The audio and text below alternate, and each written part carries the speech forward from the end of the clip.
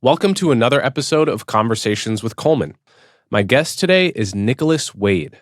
Nicholas was a staff writer and editor for Nature magazine, Science magazine, and a longtime writer at the science section of the New York Times. His new book is called The Origin of Politics: How Evolution and Ideology Shape the Fate of Nations. In this episode, we talk about the controversial territory of race and genetics. We talk about how the modern nation-state stamped out tribalism. We talk about how, if at all, accepting the theory of evolution by natural selection should affect one's politics. We talk about whether there are fundamental genetic differences between right-wingers and left-wingers, and much more. So without further ado, Nicholas Wade.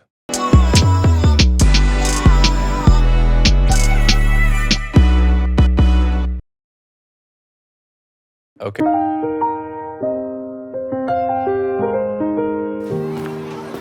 And it's not always raining. There'll be days like this when there's no one complaining. You're good to me. There'll be days like this.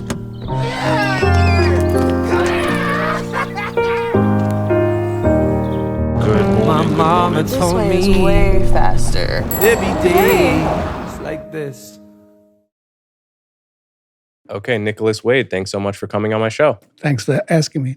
So I've been aware of you for a while. I think some listeners might know who you are. You've written many books and written many articles. But if listeners don't know who you are, can you give them a sense of what's your background? How did you get into the science of evolutionary psychology and all the related subjects you've written about over the years? Well, I'm a journalist. I worked on the New York Times for about 40 years. Many of them in the science section.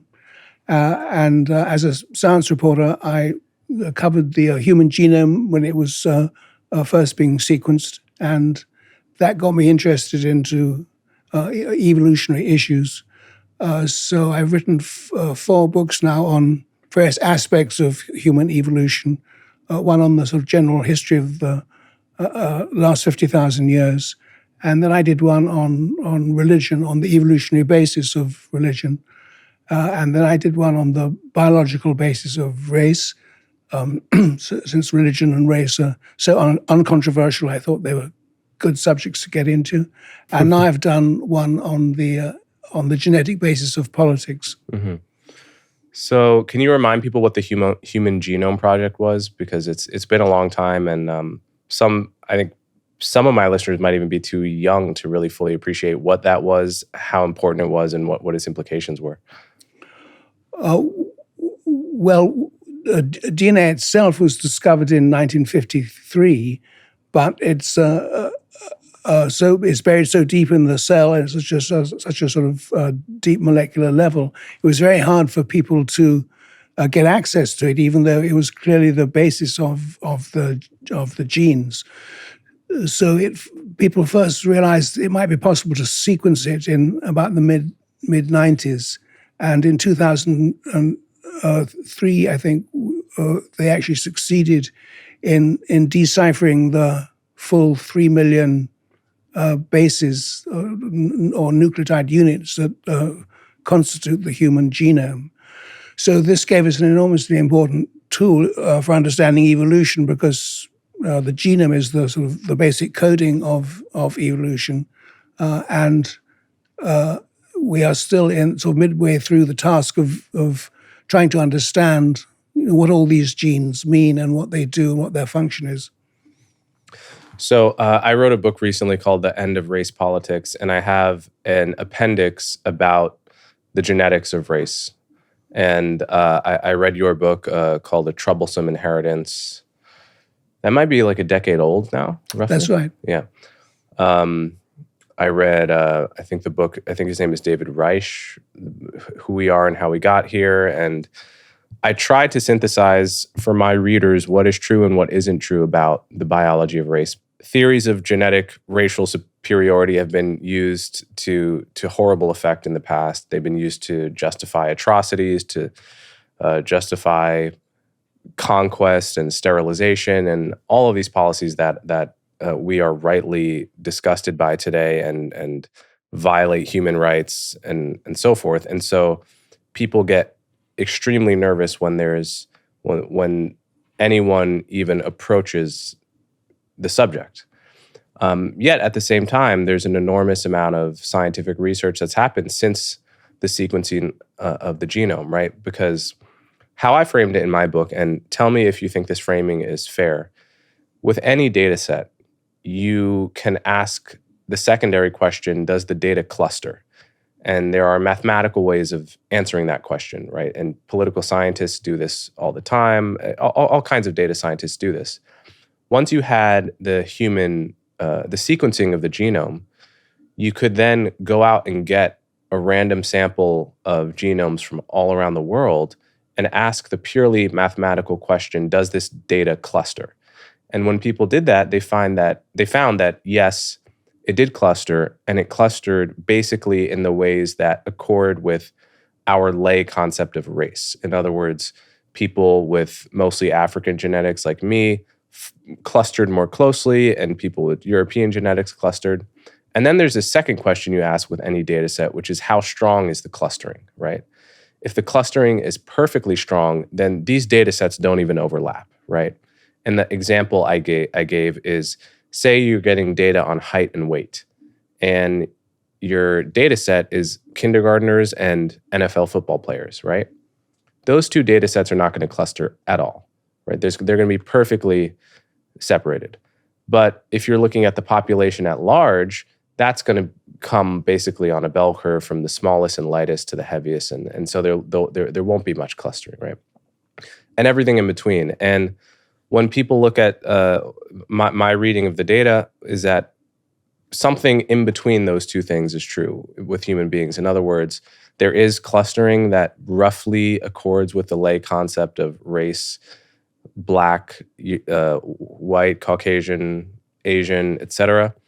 But those clusters bleed into each other to the point where people, there are hundreds of millions of people technically in one statistical cluster that would be closer genetically to certain people in another cluster and so forth. And there are no hard boundaries, in other words. So that's what I conveyed about the biology of race in my book. And then the final thing I'll say, and then I'll turn it over to you, is that the categories that we have, that we make public policy decisions based off, such as Hispanic American or Asian American, these policies have absolutely flown the perch of any kind of scientific basis, in the sense that they were formed because political advocacy groups lobbied on the basis of really political interest. It wasn't that you had scientists actually looking at where humanity clustered and then coming up with categories as a result. So I think we can safely say that the categories we use when it comes to public policy in America are purely socially constructed, even though they're inspired by something real, which is the clustering of populations in a visible way, as a result of migration patterns in the past. Well, I think you described the overall situation very well. It's absolutely true that races are not distinct. They are these groups, these sort of clusters, but they don't have precise boundaries. They are exactly what you would expect if you take any given species, which has a particular geographic origin, and if you spread it out over the whole world, then over time, that population, homogeneous to start with, is going to sort of differentiate into sort of local groups as each adapts to their local circumstances. So that is the sort of phenomenon that drives race in humans or anyone else. They're not hard and fast categories. Our evolution is so recent that the degree of difference between the various human races one can identify is very small.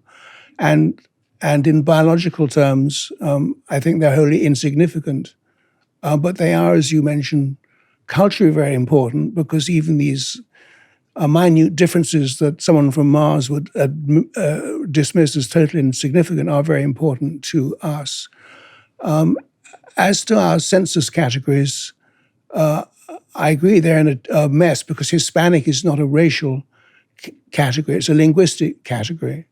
I think the rest of them, though, have some sort of broad relevance to reality. I mean, I think the three main races one can usefully talk about are Caucasians, that's sort of Europeans, people of the Indian subcontinent, East Asians, and Africans. Now you can sort of subdivide these as much as you want to the extent you may be interested in doing so. But I think those are sort of pragmatically useful ways to consider race. So those three categories, I would say, are valid to some extent.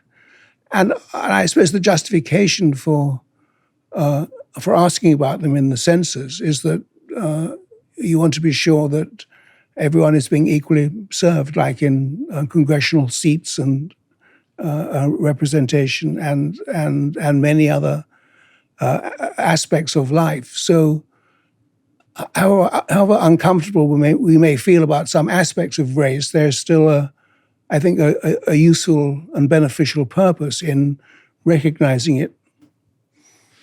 Yeah, and yet there are countries in Europe like France and Spain, and I think several others, where it's illegal to ask people their racial identity. It's illegal for the government at minimum, and sometimes for private citizens to ask people their racial identity. And these are not societies with a history of diverse, racially different populations integrating to the same culture like America, but there is a question to be asked: how useful is it, right? Because if we, for some reason, outlawed asking for race in America, presumably a majority Black county in Georgia is still very likely to elect Black representatives. It's not a certainty, right? So it's not like we wouldn't have racial, like each race represented in Congress, right? So what exactly is your argument there that it's important to actually account for people's racial identities? Well, there are lots of ways in which it's very useful. I mean, to start with medicine, you would like to know if all parts of your population are being equally well served. So you can't check on that unless you know who is white, Black, or East Asian. Mm-hmm. So that's a beneficial purpose. I think the purpose of the census is to make sure that in terms of political representation, things don't get too out of hand. I would think it's if used wisely, this is good information. Yeah. But obviously, as you're implying, if used badly, then it's extremely dangerous. Yeah, I agree with that.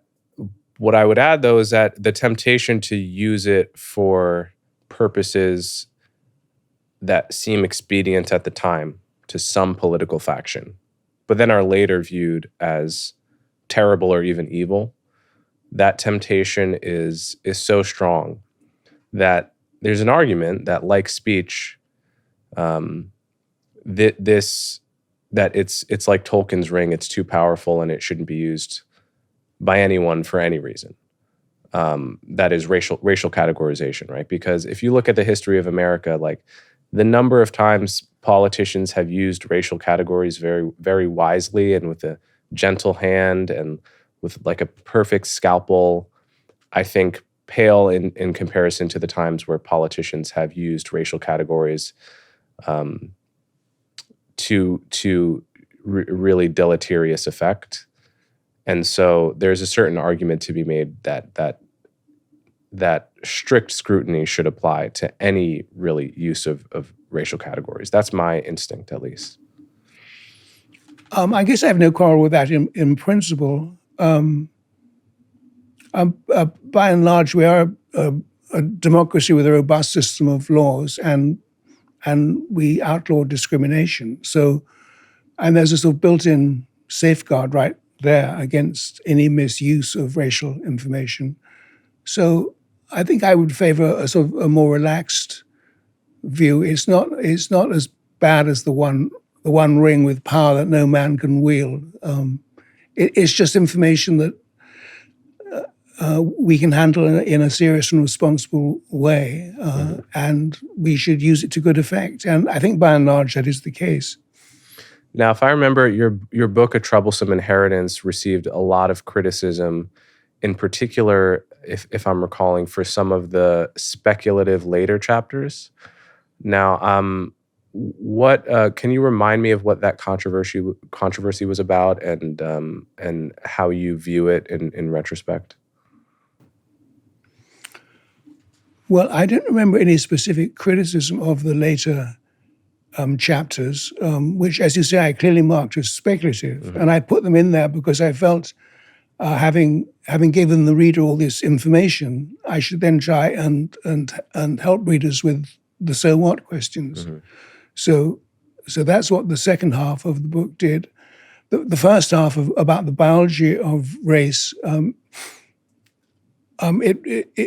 main attack on it was a letter signed by 100 geneticists or whatever, but their letter was sort of full of sound and fury. They didn't cite a single factual error in the book. They didn't cite a single racist statement, apart from one that they made up themselves and is not in the book. So I was very happy that I'd done a good job with the book and fairly presented all this voluminous new information flowing out of the human genome, something which I thought it was very important to do. For one thing, if I didn't do it in a fair, non-racist way, then others might do it with more malign purpose. And second, I felt as a journalist, it's one's duty to tell the public what's going on. And here is this enormous amount of information, all of great fascination about the human past and the constitution of our present populations. And the academic community was too frightened to talk about it. And most of them went into a sort of self-denying mode and said, race has no biological basis, it's purely cultural, which is simply untrue. To this day, my book, even though it's 10 years old, is still the only way, the only place, so far as I know, in which you can find a brief, comprehensible summary of what the genome tells us about the differentiation of the human population into its various races. Okay, so let's talk about your new book, The Origin of Politics. What are you setting out to do in this book? My goal in this book is to point out how much of our social structure and the politics dependent thereon is shaped by the genome. And this is in contrast to a widely prevailing view that that genetics plays no role in our social and political life because there is no such thing as human nature. So in this view, which I'm attacking, the mind is a blank slate at birth, and everything we know comes from our culture. And therefore, we needn't worry about any behaviors that evolution has sort of programmed into us. So I think this is a deeply mistaken view that evolution, which is very concerned with our survival, to which our behavior is particularly important, has indeed shaped our social behavior in many ways. And it has shaped it in a way that we are very rash to ignore, because if there's a conflict between our political ideologies and the rules that evolution has set, then we're going to get into deep trouble. So the way that the evolution has shaped our social behavior, I think, is firstly in our family units, which are based on our behaviors, on a mother's love for her child, on the love of family members for each other. So the family is the basic unit of human society. Then there's the tribe. People, by bonds of kinship, form into tribal units, even though these no longer exist but have been replaced by the nation state. Then there are the different roles of the two sexes, which also are programmed by evolution. And then the behaviors that underlie our major social institutions, such as warfare, trade, justice. These all depend on inherent human behaviors. So that's quite a lot. Quite a lot of our social existence is, in fact, invisibly shaped by our evolutionary shaped behavior. So is one way of restating your thesis that there is a wide space of possible political systems, I could imagine, as many as my imagination could come up with in principle, yet most of them are incompatible with human nature. Only some of them are compatible with human nature.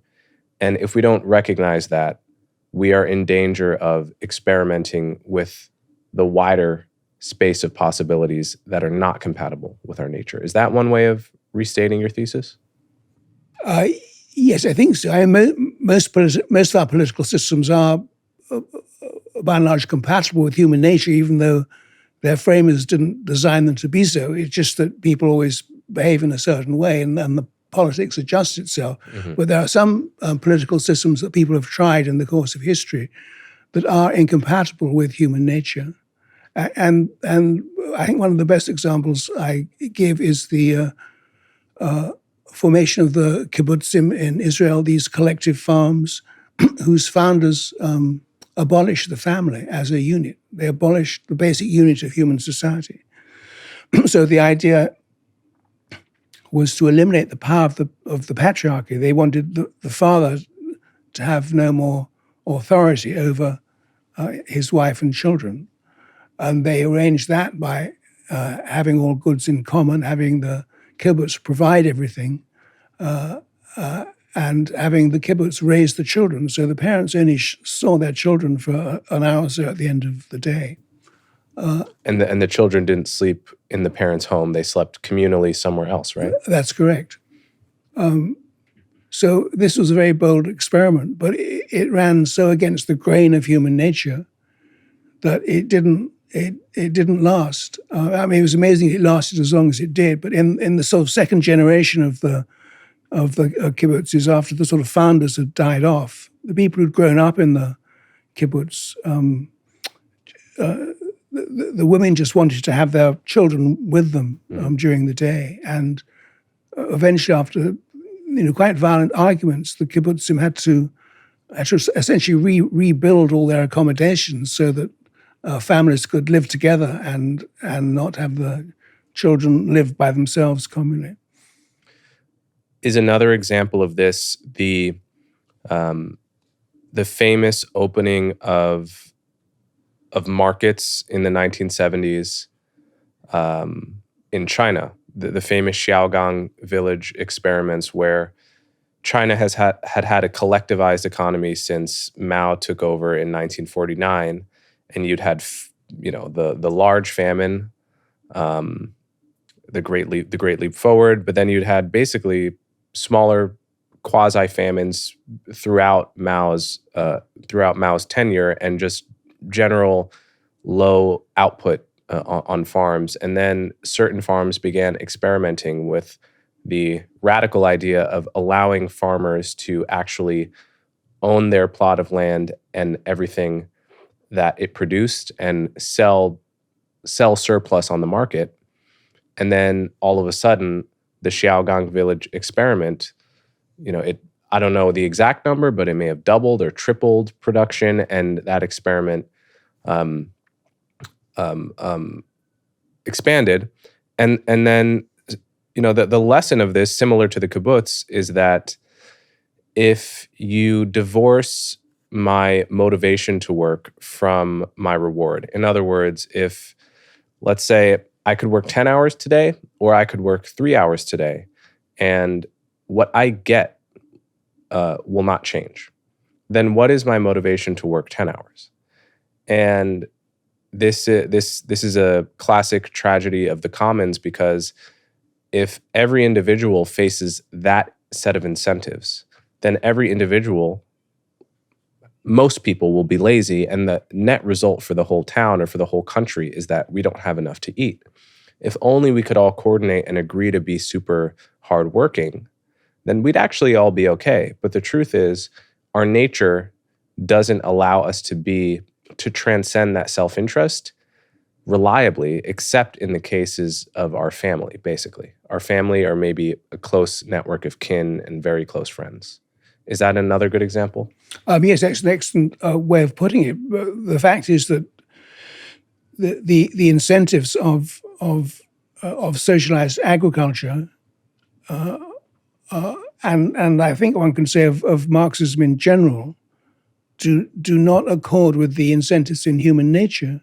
On principle, they're fine, but in practice, people don't want to work for some abstract entity like the state.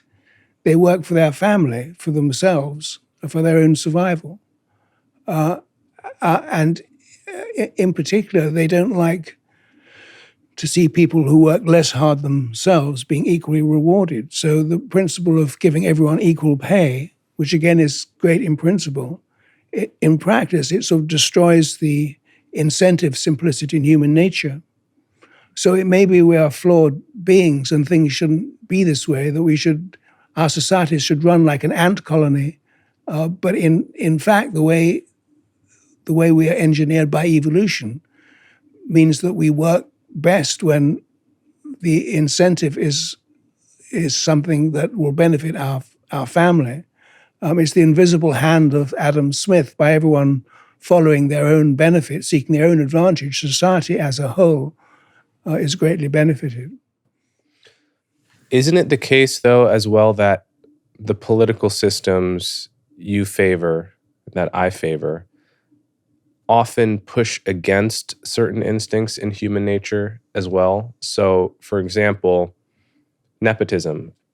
We're talking about family ties here and how instinctual that is, but nepotism is not allowed in most corporations, in most settings. You're really not supposed to. In our society that's, at least in theory, meritocratic, you're not supposed to just hire your son because he's your son, or hire, your cousin because he's your cousin, give special benefits.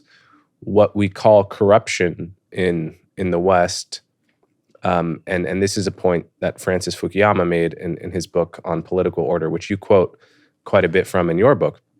What we call corruption in the West, for most of human history and still in certain places, is just a way of life. In other words, if I come into a lot of resources, I would be expected morally to share those resources with my tribe specifically. In the West, that would be considered a paradigm case of corruption. Like, you become the mayor and all of a sudden you're handing out favors to your family and to your friends. You're not supposed to do that. But that's actually, that's a hardwired instinct as well. So how can it be that the political systems that you say are compatible with human nature also so often suppress certain elements of human nature? Well, I'm not saying that human nature is something you cannot alter. You can certainly remold human nature and reshape it in various ways. And one of the most important ways we've done that is in the case of tribalism. So our societies used to be entirely tribal, and you would only work with a member of your tribe, and you would be hostile to any member outside the tribe. So this has been a test of the major civilizations, each of which, as Fukuyama describes, have found different, very creative ways to suppress the tribes and tribal organization. So our societies no longer work tribally. If you ask Americans what tribe they belong to, they'd have no idea what you mean. Tribes have just vanished as an ongoing political concept in modern societies. But of course, you can't completely change human nature, and there's still a very strong tide of nepotism and tendency to favor one's family.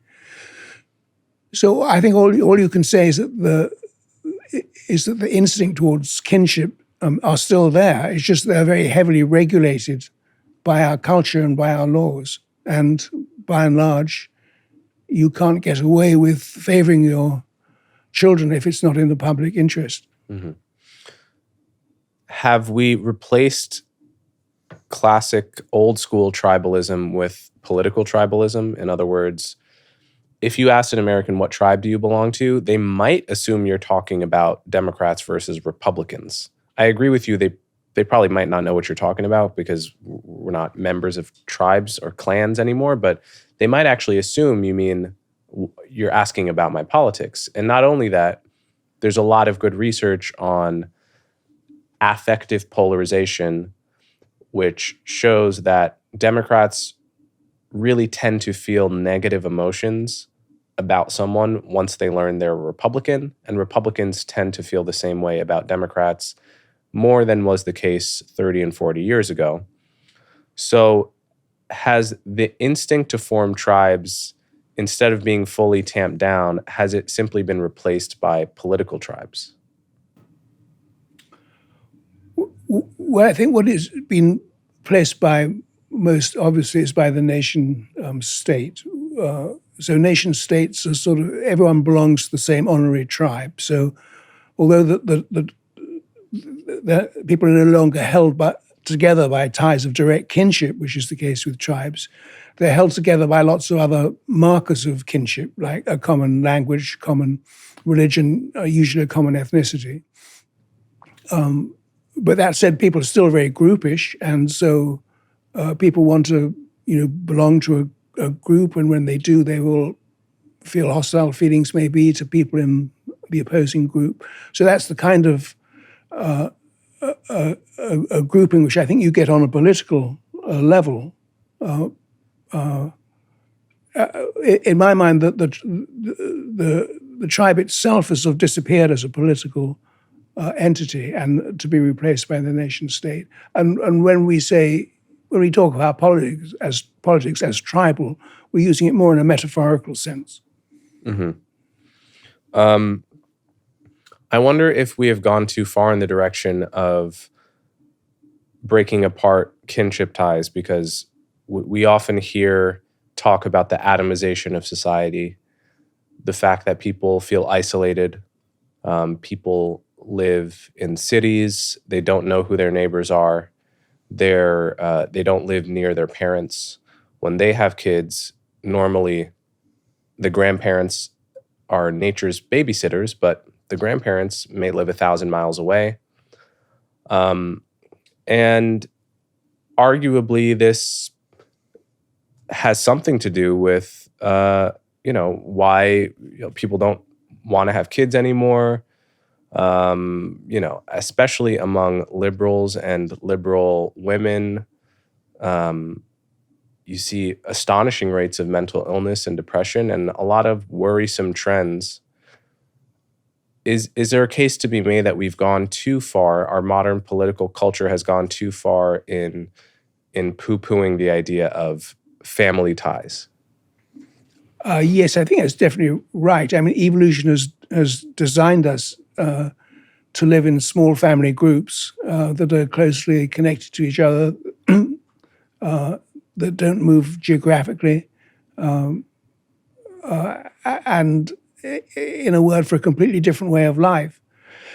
So our modern societies are far more productive, and they're far freer, and they're better in many definable ways. But it's just that there are severe downsides, such as the ones you describe. Mm-hmm. Now, whether or not this is connected with our declining fertility rates, I'm not sure. I think that I think the breakup of the family and the declining rates of marriage probably have a lot to do with this. Plus the fact that women have been sort of liberated from their evolutionary traditional task of looking after children, and have gone into the workplace in large numbers. So all that is great. It's just that it puts stresses on the system as it was designed to operate. Mm. So if I accept your thesis that human nature constrains the space of functional political systems. In an American context, should that push me more to the left or to the right, or is that the wrong way to think about it? No, that's a perfect question. So when you're looking at things from an evolutionary perspective, lots of findings will seem to lean to the conservative side, but that's simply because evolution can only look backward. And so it's built on what worked in the past. Mm-hmm. And so it inevitably overlaps with conservatism, which also favors retaining past values. But the other side of that is that a society cannot stay the same. It has to innovate as its environment changes. So you need to have, every society needs to have both kinds of politics, conservative politics that favors staying the same and being cautious when that is appropriate, and liberal or innovative politics that favors changing or adapting to new circumstances or exploration of new territory. And I think we do have both those tendencies built into our genome because, surprisingly, political tendencies to have a have a genetic component.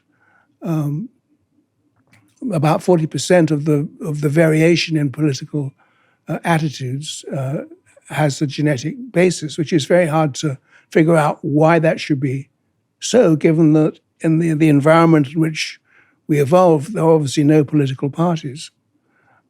I think the best explanation is that societies to survive needed to have inherent in them both these tendencies, the tendency to conserve and the tendency to innovate.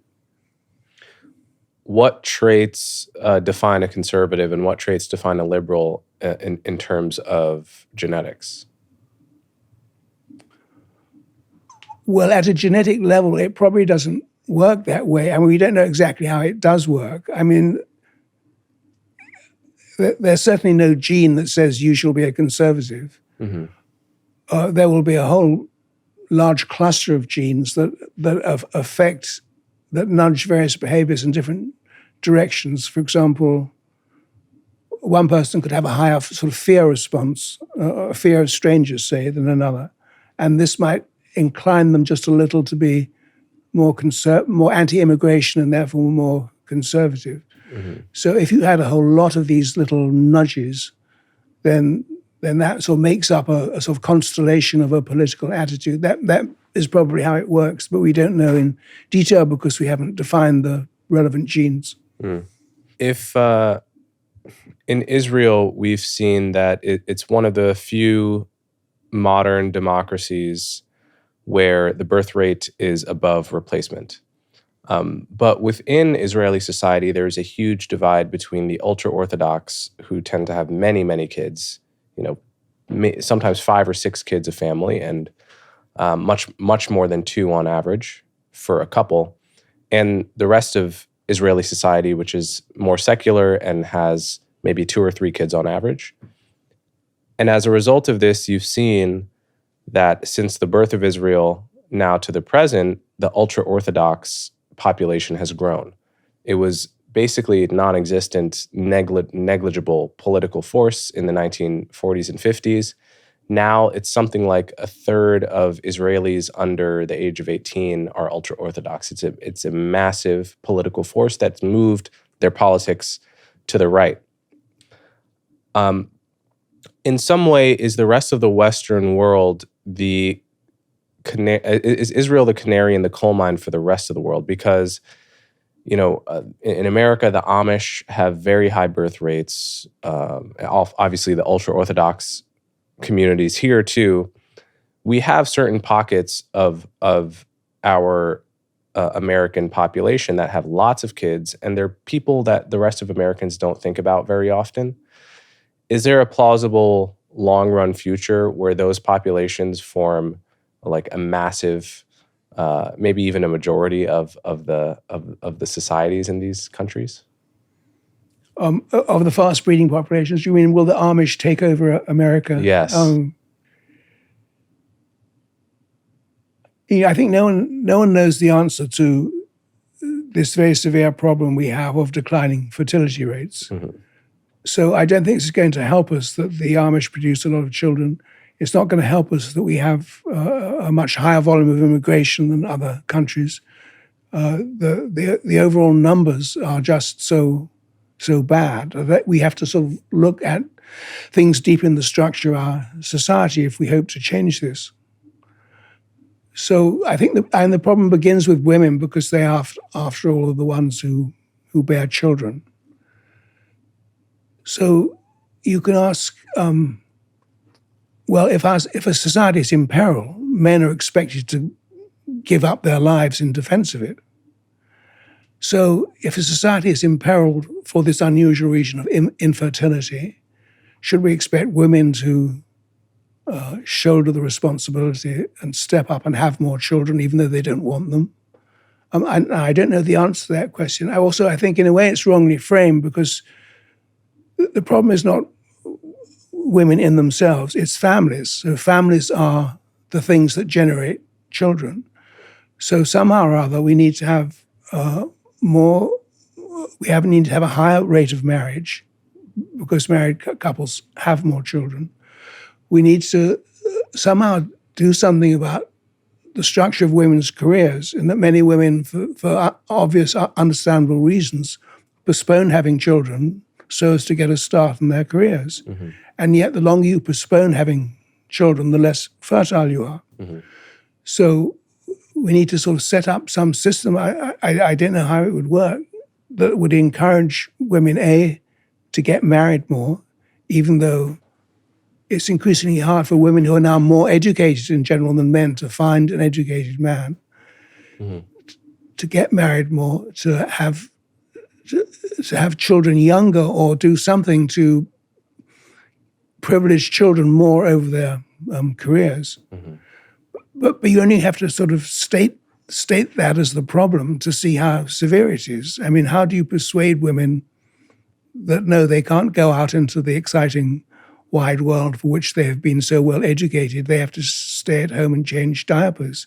I mean, it's no country has succeeded in constructing a set of incentives that change that calculus. And South Korea has been trying for decades to combat its falling birth rate with, longer parental leave, bonuses for extra children. Anything you can think of, they've done, and it hasn't worked. So we need some kind of revolution in our thinking that goes profoundly to the nature of the family and to the nature of men and women's roles and their respective careers if we are to get out of this hole that we're digging for ourselves. So let me tell you my theory of why birth rates are declining, and you tell me if you disagree. As you said, the birth rate is declining all over the world, in America, in Eastern Europe, in Western Europe, in parts of Asia, in societies so different that it's implausible to ascribe it to any specific policy or any country-specific or region-specific set of circumstances. It's a global phenomenon everywhere, basically, except Africa. And so I think what this tells us is that whatever's driving it is something fundamentally driving the modern world. And my assumption is that, I don't know if you've heard of, I think it's called the Baumol effect, but this was explained in an economics book that I read, where it starts with the question, why is it so expensive to purchase like a string quartet for 2 hours, right? Because in theory, capitalism leads to declining prices over time, right? A microwave starts costing $5,000 and now it costs $100 or whatever. Why doesn't this happen for certain things like a string quartet or certain services? And the reason is because the opportunity cost required to get that violin player at Juilliard to not be a coder, as living standards rise, the violin player demands more in order to call him away from the opportunities that the world is creating. And so my assumption is just that with human progress, the baseline amount of fun and enjoyment and pleasure and everything you can get being a human just goes up and up every year. What it was like to be a single 30-year-old guy in my great-grandfather's generation was just like there was not that much to do. Whereas for me, it's like the world becomes a playground as GDP increases, basically. Yet, similar to a string quartet, the experience of having a family and raising children is not that different than it was 100 years ago. At the end of the day, it's you with your 3-year-old playing with a toy, connecting like that. And it's not actually like with technological change and economic growth, it doesn't change that much. And so in relative terms, the appeal of having a family and being a father or a mother has gone down relative to how much fun you can be having as an unattached single person. So basically, that's my theory of why the birth rate is down, because of economic growth.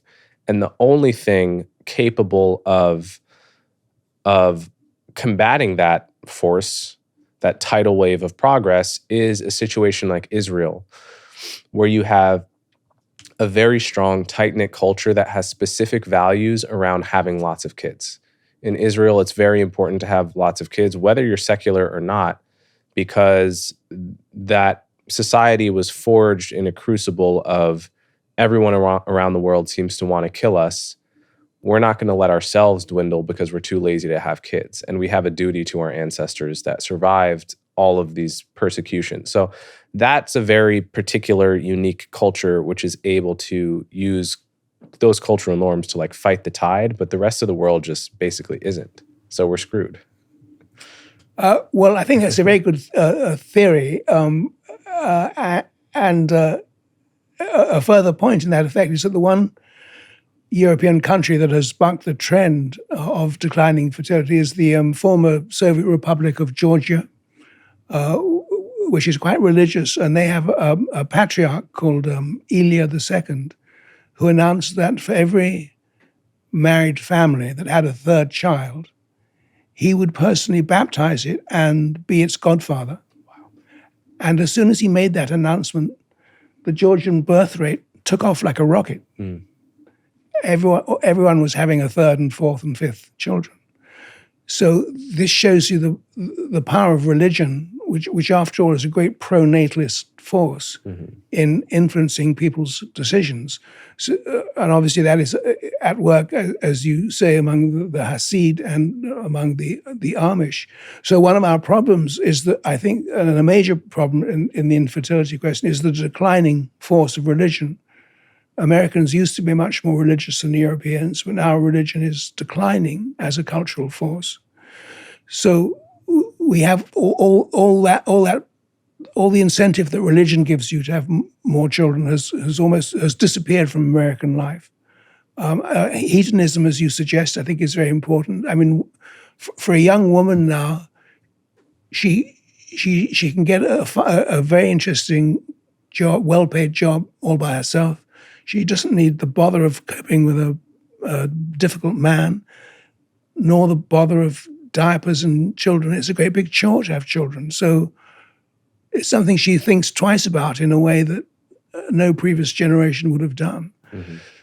So it just, I think, from every side, disincentives to a family and having children are present, and it's very hard to see how you can roll them back in one fell swoop unless you are a religious country like Georgia, which we are not. Mm. Okay, so if I accept your thesis once again that human nature constrains the possible functional political systems that we can have, should that change any of my beliefs about foreign policy? Should that nudge me in the direction of a more isolationist foreign policy or a more hawkish foreign policy, or is it irrelevant to foreign policy? Well, the way I see it is that one should not despair of the ability of culture to shift and modulate and restrain human nature. As, for example, the fact that most societies used to be polygamous.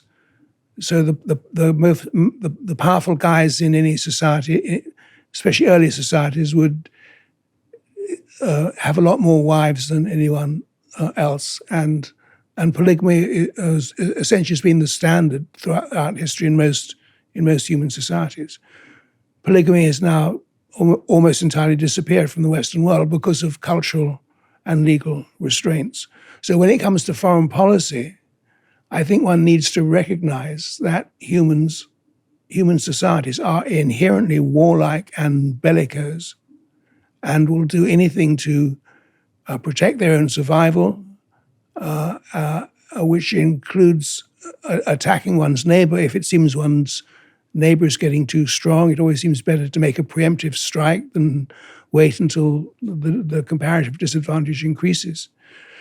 So any system of states is going to go to war eventually, unless there is some agreed upon system for preserving the peace. So in history, we've had various systems that do that. I mean, the best known example is the Westphalian system that established peace in medieval Europe after enormous bloodsetting, religiously based, of the 40 Years' War. So under the Westphalian system, the Europeans agreed to stop fighting wars of religion, that whatever religion the prince in a country had, everyone else would have it too. And that system was sort of succeeded by the Congress of Vienna that brought peace to Europe after Napoleon had stirred everything up, and was followed by the Pax Britannica, where the British essentially could keep peace in Europe because of their more powerful fleet and could intervene anywhere. And that was succeeded by the period of American hegemony, which we are now in, where essentially America supports the international order, which sort of loosely means countries have agreed rules not to invade each other, like Putin did with Ukraine, and to settle their agreements peacefully and under legal rules.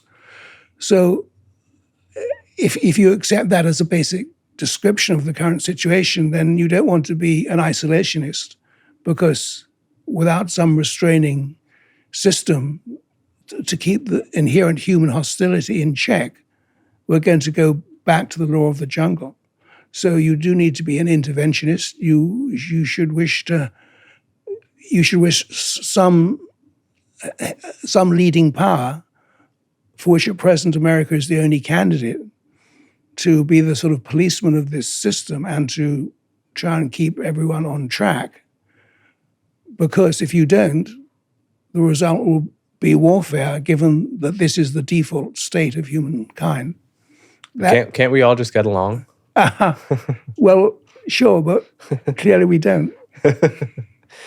Okay, one more question before I let you go. To what extent is hereditary monarchy a functional system compatible with human nature? Because obviously in America, we love our democracy and we evangelize our democracy and we hope the world follows our lead. But if you take a hard-nosed look at the Middle East, for instance, all the places I would be comfortable spending 10, 15 years in a row in, confident that there would probably be no civil wars or the state wouldn't become a failed state, they're pretty much all monarchies. It's the monarchies. It's Saudi Arabia, Jordan, Morocco, UAE, Qatar, etc. So, and all the places where if I was dropped in the middle and I would worry about civil war breaking out in the next 10 years and ending up a casualty, many of them are places that have tried democracy, or, Lebanon, Iraq, Egypt, Tunisia, etc. And sometimes the democracies last for 5-10 years without a civil war, but you'd be hard pressed to find one that has lasted more than 12 years. And so if I'm taking my pro-democracy American hat on and just putting my scientist hat on, I would say hereditary democracy is clearly the best system for any culture that is predominantly Arab or Muslim, or Arab and Muslim, I should say. And that's just looking at the data. So on the other hand, when we look in Europe, look back on the history of hereditary monarchy, I guess a lot of us think of it as barbaric and quite violent, and certainly not an improvement over the democracies that we have, or the purely symbolic monarchies that we have today. So what is your view on hereditary monarchy as a political system? Well, I think I would class it just more generally as an autocracy, where you have sort of one guy calling the shots. So autocracy has been the default political organization for most of our history. And it's very successful and very effective, despite all the disadvantages you allude to. If you want to go to the alternative, you need to do a lot of institution building. So you need to build up a lot of institutions that take on the role of governing in many important aspects. And it's very hard to build up those institutions. So we have learned at great pain and cost that we cannot export American institutions to the Middle East, to Iraq or other places, because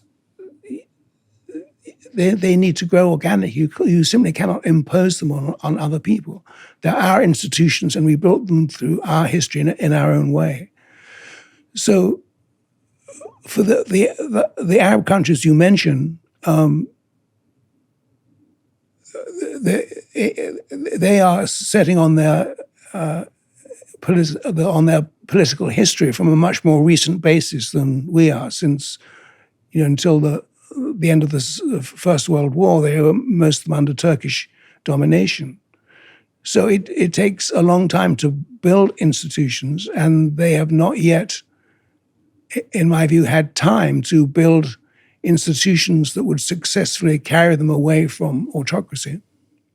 Is another way of thinking about it that societies that haven't solved the tribalism problem can't then convert to democracies? In other words, in your book, you talk about how China was among the first civilizations to solve the tribalism problem, which is you can't have a coherent state if people are still fundamentally more loyal to their tribe than they are to the state.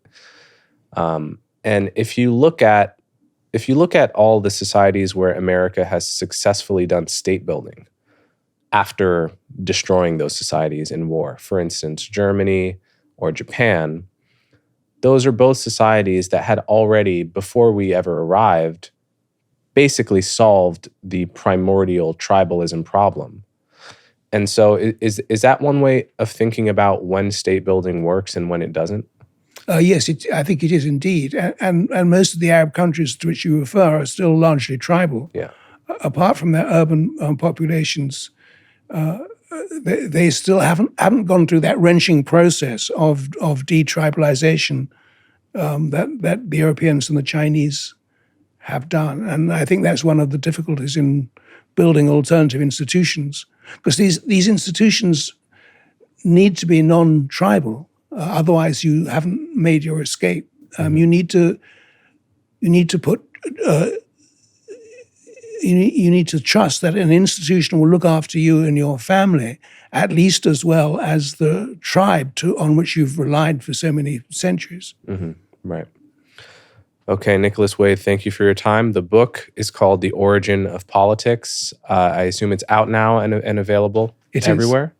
And if my listeners want to follow more of your work, do you have a Twitter handle or a website that they can look at? No, I don't. But my books are available. Very old school. They're available on Amazon. Okay, thank you, Nicholas. Thanks so much.